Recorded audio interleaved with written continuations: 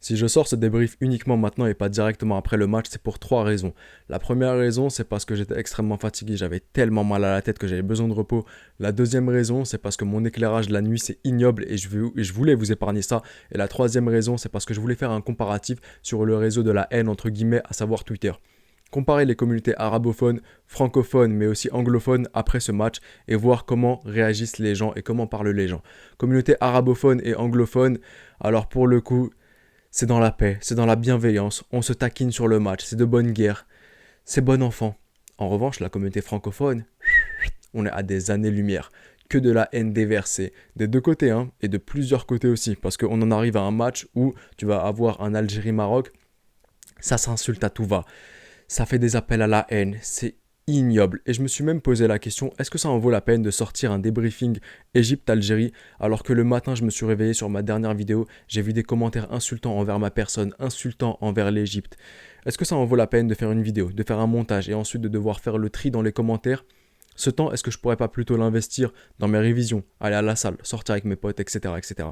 Mais si un truc que j'aime pas dans la vie, c'est que la minorité pénalise la majorité. Parce que oui, je le sais, la majorité, là je parle en l'occurrence des Algériens parce que ça va concerner la vidéo, sont des personnes avec un cœur extrêmement léger, qui sont là pour parler foot, de sport, avec plein de bienveillance. Et je l'ai vu sur Instagram quand on a parlé du match.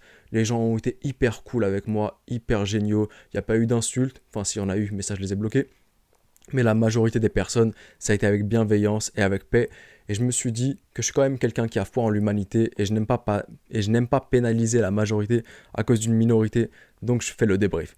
Si vous êtes là et que vous avez de la haine envers l'Égypte, alors je vous invite à aller sur YouTube, taper Cheikh Abdelbasset As-Samad et vous écouter, ça va faire extrêmement de bien et ça me ramène des hasanats parce que je vous ai conduit à cela. Oui, la figurine est tombée. Je me suis menti à moi-même si je pensais qu'elle allait avoir du spectacle, que ça allait être ouvert. Non, l'Égypte ne voudra jamais perdre contre l'Algérie, l'Algérie ne voudra jamais perdre contre l'Égypte. Donc on a un match qui se termine sur le score de 1 partout, tout simplement un match fermé.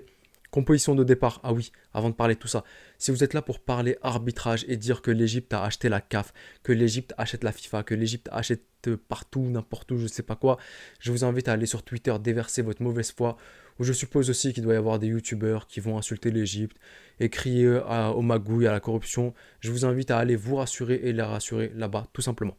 Bref, j'ai trouvé que l'arbitre était assez juste quand même.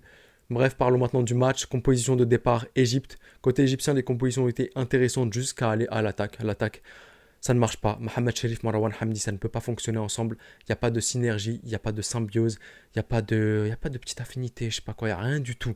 Ça ne marche pas entre les deux. Conditions physiques de la part des Égyptiens à revoir. Préparation physique à revoir. Quand deux joueurs, quand Ayman Ashraf au bout de la deuxième minute est déjà par terre et qu'ensuite il sort après et comme Ahmed Hagazi sort à la 27e minute ou à peu près comme ça, mais en tout cas qu'en 30 minutes tu as déjà fait deux changements pour blessure, c'est que la préparation physique est clairement à revoir. Côté algérien, composition maintenant, une composition que j'ai trouvée hyper intéressante pour la première mi-temps et qui, voilà, quoi de mieux pour battre l'Égypte qu'avoir une telle composition. Les attaquants, enfin non, on va commencer par le goal. Raïs Mboulhi, rassurant dans ses cages. Tu prends ton meilleur gardien, rien à dire. Défense composée de défenseurs qui viennent de la Ligue tunisienne. Najm Saheli, At-Taraji Tounsi, l'Étoile du Sahel, l'Espérance de Tunis. Donc c'est des joueurs qui ont l'habitude de jouer contre les clubs égyptiens en Ligue des Champions de la CAF. Al-Ahli Az-Zamalek, on se rend compte souvent, ils savent quelles sont les ruses des Égyptiens, ils savent comment contrer ces ruses-là. On a l'habitude, c'est du football continental, donc j'ai trouvé que c'était la meilleure défense à adopter. Milieu de terrain, Bendeka a été incroyable. L'attaque, à ce moment-là, Belaïli, je ne l'ai pas trouvé fou, honnêtement, je ne vais pas vous mentir. Il a été très très bien muselé par Akram Taoufi. Bounjah sans ballon, incroyable. Il pèse sur une défense avec ballon. Ça devient un peu plus critique, honnêtement. Et ensuite, l'homme du match, mais surtout l'homme de la première mi-temps, est de très très très très loin. Et c'est là où j'ai envie de dire que quand tu pousses ta réflexion un peu plus loin, tu peux te dire qu'il y a un petit négatif avec cet homme du match, Yassine Brahimi. Yassine Brahimi qui techniquement, 3 joueurs, 4 joueurs, il en a absolument rien à faire. Il te les passe sans souci. Et c'est là où j'ai envie de dire que l'Algérie aurait pu tuer le match si Brahimi parfois avait un peu plus levé la tête et fait des passes à certains moments et ouvert certains champs. Honnêtement, quand il avait toute son énergie, repli défensif, dribble, attaque, impact, tout ce que vous voulez, il aurait pu tuer le match. Mais heureusement pour nous les Égyptiens, ça n'a pas été le cas. Ensuite, maintenant parlons des buts. Et les buts, j'ai trouvé que Voilà, premier but algérien, il y en a qui vont rigoler, il y en a qui vont dire c'est un but hasardeux, chanceux, frappe complètement dévissée de Belaïli. Moi je suis pas d'accord, déjà pour moi un but, il n'y a pas de chance, enfin quasiment pas de chance dans un but. Un but c'est qu'il y a eu un placement, c'est qu'il y a eu une erreur de l'autre. Voilà, pour moi c'est un jeu de stratégie, c'est un jeu d'échecs. Et c'est que là, bah déjà, rien que sur le but, c'est un mauvais placement de nos joueurs égyptiens, clairement. Ensuite, la jeunesse du bus, et là d'où vient le but et son essence, c'est une faute provoquée par Brahimi, très clairement. C'est de la percussion, c'est de l'impact, c'est une faute provoquée aux abords de la surface et but ensuite. Donc clairement, chapeau l'artiste. But de l'Égypte ensuite, sur coup de pied arrêté en seconde mi-temps qui a été mieux géré par Carlos Queiroz que par Majid Bouguera. Là, ça a été un peu de la faute de Bouguera. Si l'Algérie s'est un peu noyée, si l'Égypte a été supérieure à elle durant cette deuxième mi-temps, coup de pied arrêté, bien plus d'attaques dangereuses de la part des Égyptiens. Et voilà, c'est sur coup de pied arrêté que l'Égypte, depuis le début de cette coupe arabe, se procure les petites failles, se procure les occasions et ensuite penalty vérifié à la VAR qui est totalement juste. Donc penalty transformé et provoqué par Amr Soulaya et Raïs Mboulhi qui le rate de très très peu.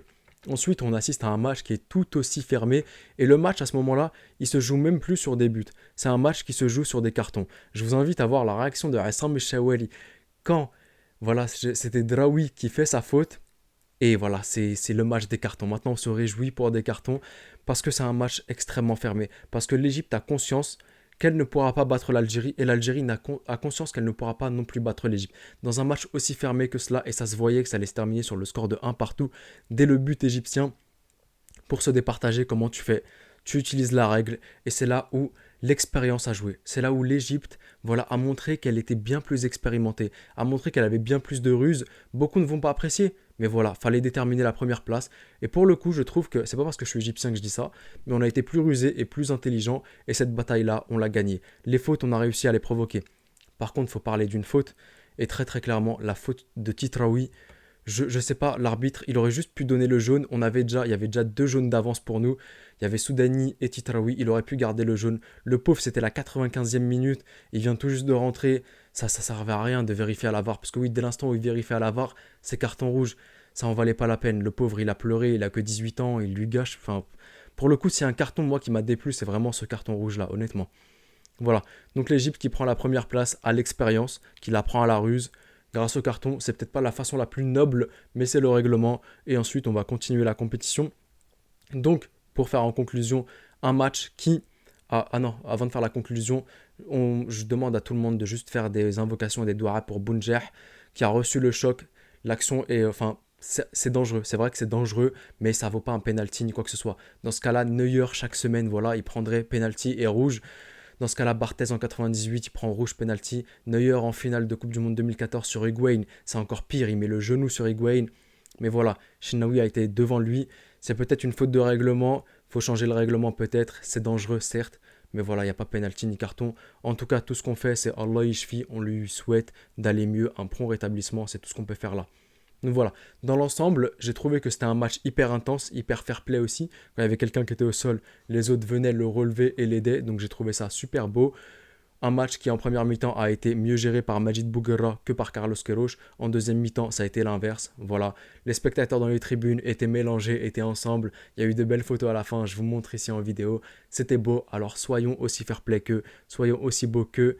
Et profitons de la fin de cette coupe arabe, il y aura de beaux matchs à venir. Et pourquoi pas se retrouver en finale et décider enfin en finale d'un réel vainqueur. Et je vous dis... Arrivederci.